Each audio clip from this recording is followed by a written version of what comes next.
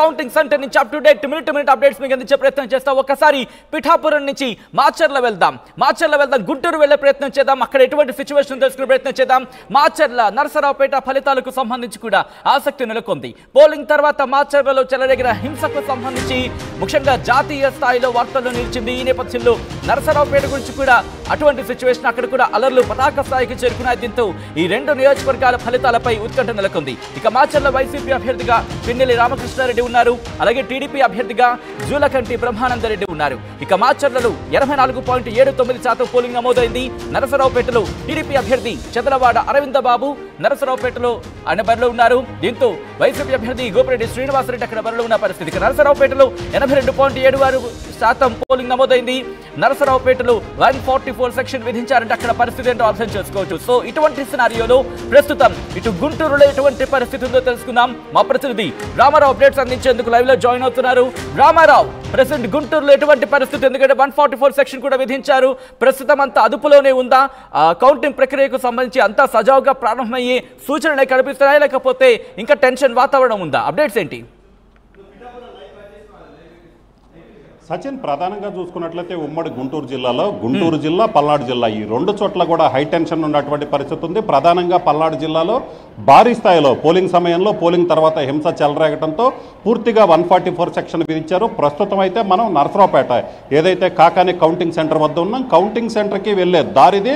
ఇక్కడ చూసుకున్నట్లయితే సుమారు కౌంటింగ్ సెంటర్ కిలోమీటర్ ముందు నుంచే పూర్తిగా కూడా కంట్రోల్లో ఏదైతే ఆ బారికేడ్లు ఏర్పాటు చేశారో కౌంటింగ్ సెంటర్కి 1 కిలోమీటర్ దూరం నుంచే పోలీసులు బారికేడ్లు ఆంక్షలు పెట్టినటువంటి పరిస్థితి ఉంది. ప్రస్తుతం అయితే మాత్రం కౌంటింగ్ సెంటర్ వద్దకి ఏజెంట్లు చేరుకోవడం జరిగింది. మనం విజువల్స్లో చూడొచ్చు.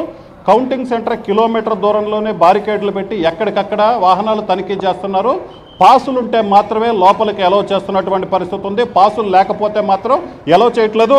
అలాగనే నరసరావుపేట టౌన్లో కూడా కంప్లీట్గా ఎంటర్ అవునటువంటి పరిస్థితి. నరసరావుపేట చుట్టుపక్కల నరసరావుపేటలోకి వచ్చే అన్ని దారులు కూడా సేమ్ ఇదే పరిస్థితి ఉంది. పూర్తిగా బారికేడ్లు ఏర్పాటు చేసి ఎవరైతే ఎలక్షన్ పాసులు ఉన్నాయో వాళ్ళని మాత్రమే లోపలికి రాణిస్తున్నారు. అలాగనే ట్రాఫిక్కి సంబంధించి కూడా డైవర్షన్ చేస్తున్నారు. సో ఇక్కడ నరసరావుపేట టౌన్లోకి ఎంట్రీ అవ్వకుండా అవుట్ సైడ్ నుంచి, అవుట్స్కట్స్ నుంచి వెహికల్స్ పంపిస్తున్నటువంటి పరిస్థితి ఉంది. అలాగనే ఏదైతే కౌంటింగ్ సెంటర్ అయినటువంటి జేఎన్టీయూ కాకాని వద్ద కూడా ఇదే పరిస్థితి ఉంది. అక్కడ 3 అంచెల భద్రత ఏర్పాటు చేయడం జరిగింది. ఎక్కడా కూడా ఎలాంటి అవాంఛనీయ ఘటనలు చోటు చేసుకోకుండా ఉండాలని పోలీసులు చాలా ప్రెస్టేజియస్గా తీసుకోవడం జరిగింది. సో దీనికి సంబంధించి చూసుకున్నట్లయితే పల్నాడు, మాచర్ల, గురజాల, ఎందుకంటే ఇక్కడ జరిగినటువంటి హింస ఏదైతే ఉందో అది దేశవ్యాప్తంగా సంచలనం సృష్టించింది. అలాగనే మొట్టమొదటిసారిగా చూసుకున్నట్లయితే ఎమ్మెల్యే అభ్యర్థి కౌంటింగ్ సెంటర్కి వెళ్లకుండా సుప్రీంకోర్టు కూడా ఆదేశాలు ఇచ్చినటువంటి పరిస్థితి ఉంది.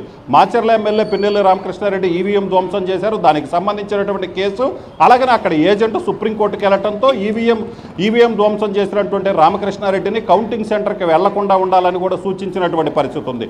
సో రాష్ట్రంలో ఇలాంటి పరిస్థితి ఒక్క పల్నాడులో మాత్రమే ఉంది. సో ఓవరాల్గా చూసుకున్నట్లయితే పల్నాడులో మొత్తం కూడా పూర్తిగా పోలీసు మయమైపోయినటువంటి పరిస్థితి ఉంది. ఎక్కడా కూడా పోలీసులు ఎవరిని కూడా అనుమతి లేకుండా లోపలికి పంపించట్లేదు. ఒక్క నరసరావుపేట కౌంటింగ్ సెంటర్ అయినటువంటి నరసరావుపేటే కాదు, మిగతా ప్రాంతాల్లో కూడా ఇదే పరిస్థితి. గురజాల, మాచర్ల, సత్తెనపల్లి ఇలాగ అన్ని చోట్ల ఇదే పరిస్థితి ఉంది. సో అలాగే చూసుకున్నట్లయితే గుంటూరు జిల్లా, ఉమ్మడి గుంటూరు జిల్లా, పల్నాడు జిల్లాకు సంబంధించి ఎటువంటి ఫలితాలు వస్తాయనే ఆసక్తి అయితే మాత్రం రాష్ట్ర వ్యాప్తంగా ఉంది. ఎందుకంటే పల్నాడు జిల్లాలో చెలరేగినటువంటి హింస నేపథ్యంలో దేశవ్యాప్తంగా చర్చ జరిగింది. ఇక్కడ ఏ పార్టీ అభ్యర్థులు విజయం సాధిస్తారనే దాని మీద పూర్తి స్థాయిలో ఆసక్తి నెలకొంది. గతంలో చూసుకున్నట్లయితే ఇక్కడ 7 అసెంబ్లీ స్థానాలు, ఎంపీ స్థానం కూడా వైసీపీ కైవసం చేసుకుంది. ఈసారి ఏం జరుగుతుందనే ఆసక్తి అయితే నెలకొంది. మరోవైపు చూసుకున్నట్లయితే గుంటూరు జిల్లాకు సంబంధించి, ప్రధానంగా గుంటూరు జిల్లాకు సంబంధించి చూసుకున్నట్లయితే ఇక్కడ గుంటూరు జిల్లా మంగళగిరి నుంచి నారా లోకేష్ పోటీ చేస్తున్నటువంటి పరిస్థితి ఉంది. నారా లోకేష్ మంగళగిరి నుంచి గత ఎన్నికల్లో పోటీలో ఉన్నారు. అయితే అప్పుడు ఓటమి పాలయ్యారు. ఈసారి ఏం జరుగుతుందన్న ఒక టెన్షన్ అయితే మాత్రం రాష్ట్ర వ్యాప్తంగా మంగళగిరిలో ఎవరు గెలుస్తారన్న ఒక ఉత్కంఠ అయితే మాత్రం ఉంది. దీంతో పాటు ప్రధానంగా చూసినట్లయితే రాజధాని ప్రాంతం, ఎందుకంటే రాజధాని ప్రాంతానికి సంబంధించి ఒక సెంటిమెంట్ ఉంది.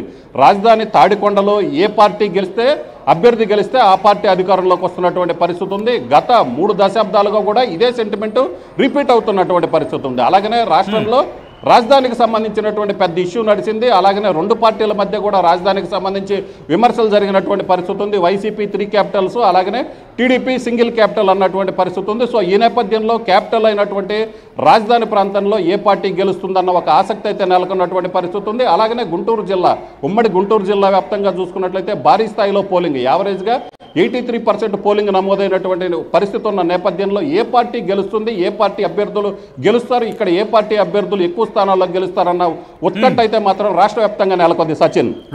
Right Ramarao, thanks for the update. So మొత్తంగా అయితే మాత్రం గుంటూరులో మాత్రం హై టెన్షన్ వాతావరణం కొనసాగుతోంది. కొన్ని ప్రాంతాల్లో 144 సెక్షన్ విధించారు. ఇటు నరసరావుపేట కావచ్చు, లేకపోతే